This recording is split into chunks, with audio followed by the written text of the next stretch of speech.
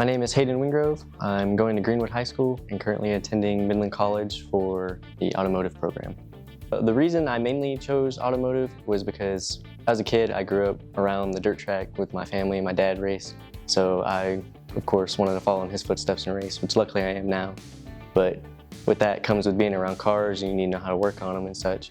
You have our professors and stuff who came from the field.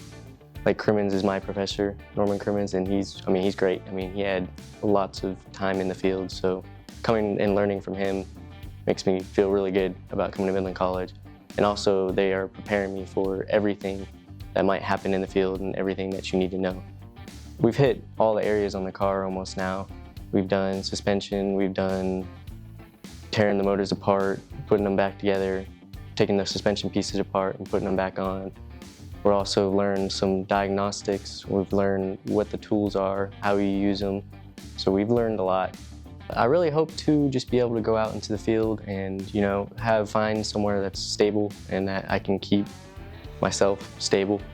Midland College is helping me by giving me the tools and the knowledge to go out into the field and be able to perform and be up to par with all the other technicians and be able to be out there and be as good or even better as the technicians out there.